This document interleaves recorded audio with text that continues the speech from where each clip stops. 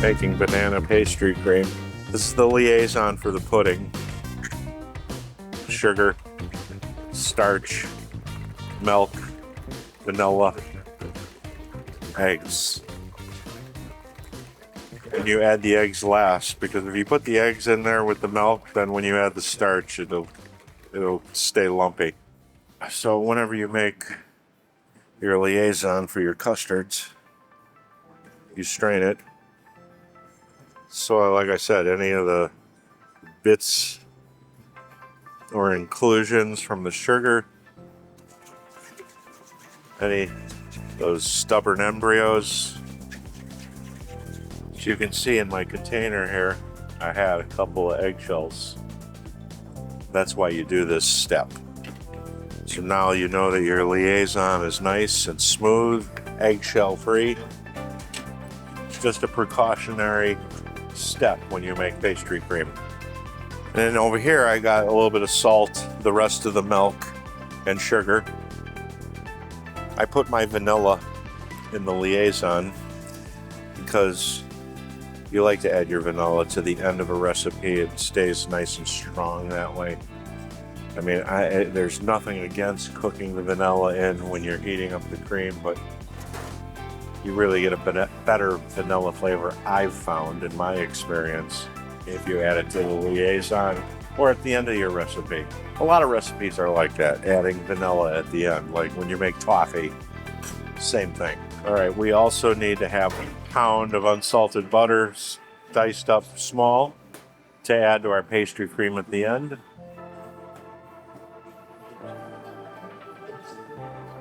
We got our unsalted butter, we got our liaison, we got our milk and sugar heating up. Once that gets to a light simmer, we will add this slowly to our liaison, which they call tempering. We just don't want to throw that in there to boiling sugar milk because the eggs will curdle. So we take the chill out of this liaison with that hot milk and sugar. We get this warm, and then we add this all at once. And then we mix until it thickens up.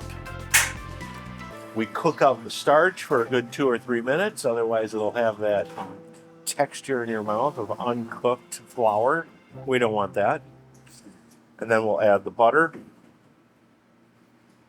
And that's it. Oh, also in here I've got banana liqueur for my banana flavoring, and then when we make the banana pudding, we put banana liqueur on the cookies and we put fresh banana slices in it. So we do like the triple banana flavoring. Okay, so we've got our liaison, milk and sugar heating up. Normally, yes, anytime you temper, it's usually because you don't want to curdle the eggs. Correct. Tempering a liaison is a thickener. You want to bring it to temperature slowly. You don't want to shock the eggs. So you can see the milk is hot, starting to foam up on the sides. And we add an 8-ounce ladle while we're mixing slowly. We didn't turn the heat off on the milk. We're taking the chill out of this cold milk and eggs and starch and sugar. We got vanilla in here and banana liqueur. And we use up nearly most of the milk. Now this liquid here now is warm, and we pour it all in at once quickly. So now we've got a nice smooth mixture here, and this is something you can't walk away from. You need to stand, that's why pudding at home, you don't see it home cooked anymore, because you have to stand at the stove and mix it continuously, otherwise it'll burn. But it's the best pudding. It's the best pastry cream. My mother always cooked pudding. The only thing that she didn't do properly was she didn't put the saran wrap on the top where it touched the pudding, so it would get that skin. Now my brothers, they liked it. They liked the skin on the pudding. I didn't. When I went to chef school in New York and I learned how to make pastry cream, and the chef was like, you know, you need to put the saran wrap immediately on the pastry cream when it's done. And I smiled, knowing that I was right all those years. Mom, I still love you. And I'm glad that you made me vanilla pudding. But I'm still salty about the skin on the top. It's a good thing she doesn't watch the social media. Otherwise, I wouldn't get a Christmas gift this year. Actually, she's coming here today. She's making Greek cookies for a wedding. They're going to be making Greek cookies. Kourabiedes is what they're called. She wants to make a miniature version of it. She wanted to make them here because she wanted to be able to use my ovens and do it on sheet pans. So it didn't take her 6 hours to make the cookies. So she'll be here in about half an hour, and you get to see some Greek cookies made today by my mother. And Zach's not going to say anything about the pudding, right, Zach? So, you know, I can see how I'm starting to get a little bit of stuff sticking to the spatula. You know you're getting close. And let me tell you, when it starts to go, it goes within 30 seconds. It's like 1 minute, it's like water. You know, 5 minutes in, it starts to get like half and half heavy cream. And then the next thing you know, it's pudding. But you can see, I'm starting to get, that means that this mixture is getting to the temperature that it needs to start thickening. But, you know, as I go around, I make sure I hit all the corners, the edges. You know, I make sure that I'm going across at different angles, you know, so I get everything off that bottom, because of the sugar in this, it'll burn.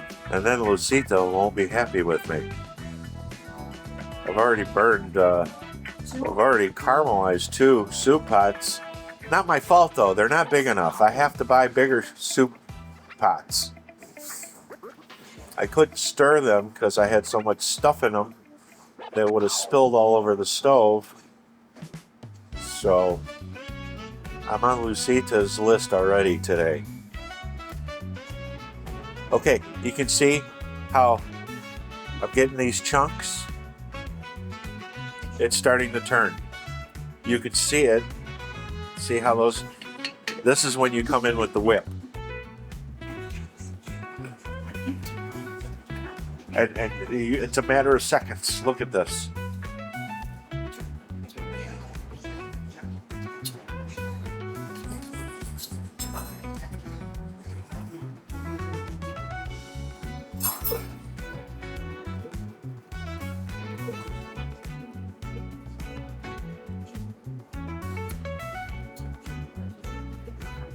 So we mix this. So those curds are gone. And we come back with the spatula. We'll work that bottom.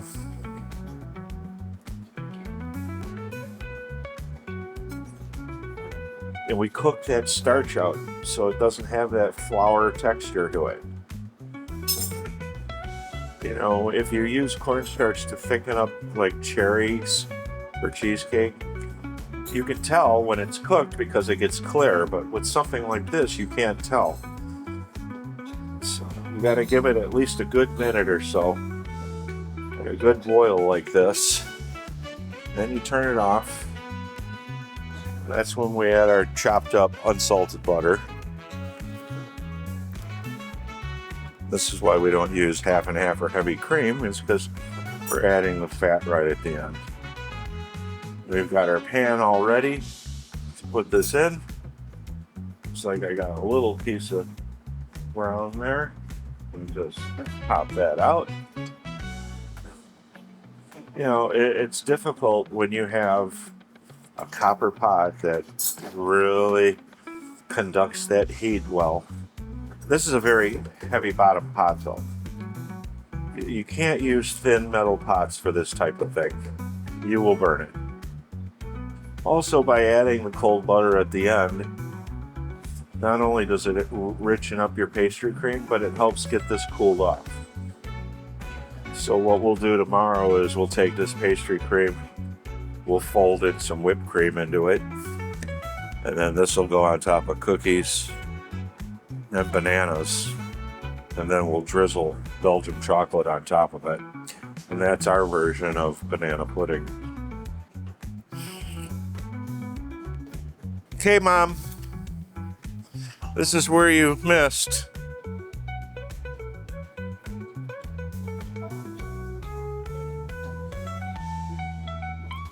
None of you making pudding at home. Saran wrap goes right on top, or a piece of wax paper. It doesn't need to be saran wrap. It needs to be something. You know, if you're making it at home, you can use the paper from the butter right on top of your pan of pudding. They're called Kourabiedes. It's a really simple Kourabiedes. Corrected on camera by my mother. I love her. The same woman that doesn't put saran wrap on her pudding. And these are for a Greek wedding this weekend. All the women bring pastries, and she's making this cookie. It smells like anise. She uses an anise. It's kind of like a shortbread cookie. Making whipped cream for the banana cream pies and the cream puffs. 40% heavy cream. It's really interesting that heavy cream in the summer is not as heavy because the cows aren't producing a high butterfat content dairy, so it can get a little bit dicey in the summer. Powdered sugar, vanilla.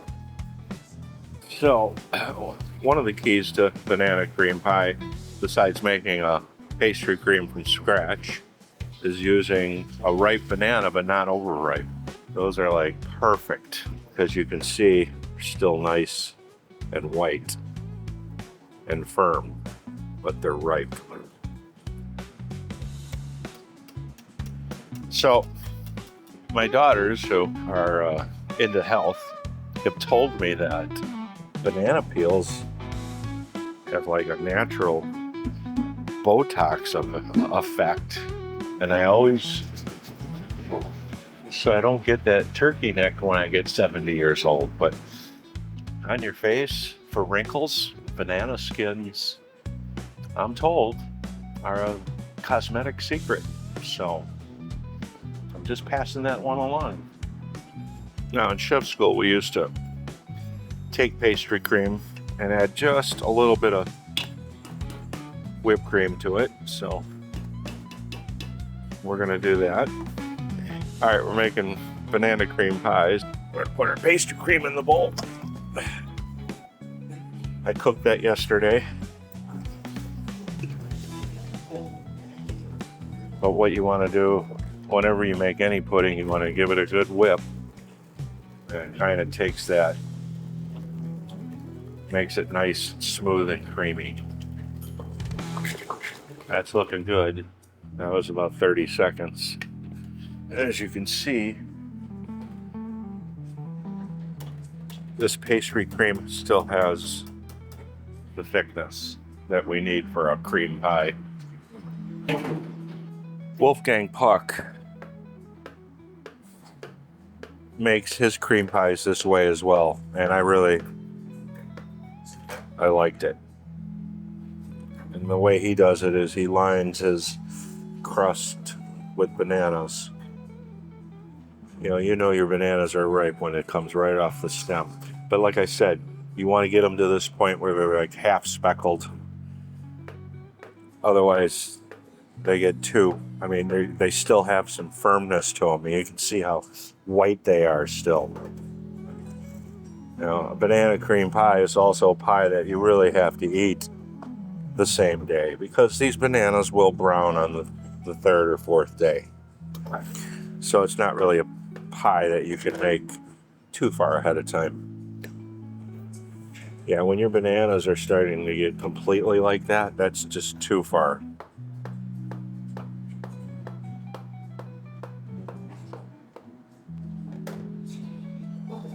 Now, when I made my pastry cream, I flavored it with a little bit of banana liqueur.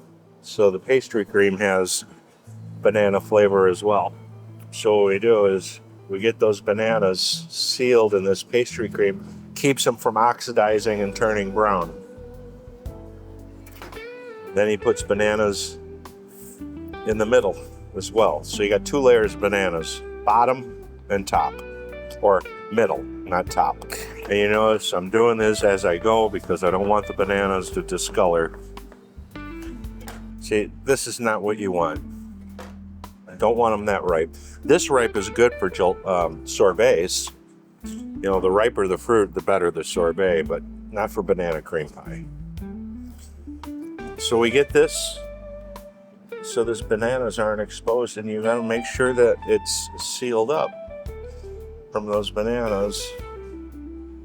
You know, I like a pie that's, you know, at least 2 inches thick. I don't like thin pies. You know, maybe a fruit pie is okay to be thin, but cream pies are supposed to stand tall. Okay, you know, I mean, I whipped that pastry cream, but, you know, see how it's still stiff enough. Now, I don't suggest doing that unless you're decorating it right before serving it. Then yes, garnish it with bananas. Whenever you cut anything, cake, pie, you wipe the knife off each time. That's banana cream pie. Sports fans. The banana eclair. Oh my gosh. Kenny would want one of these, but he's not getting one. Yeah. He doesn't like my ribs. We'll do these 4 at a time. Now I'm using my restaurant knowledge.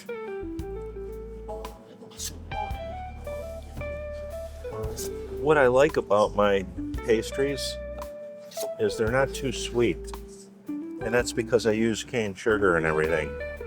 I don't know how many of you out there had a banana cream eclair, but I have to be honest with you, it's the first time I've made them, and they look pretty darn good. I like to take banana pudding a step further. A little banana liqueur.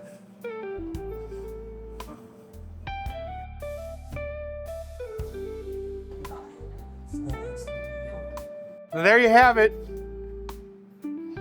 That's a wrap.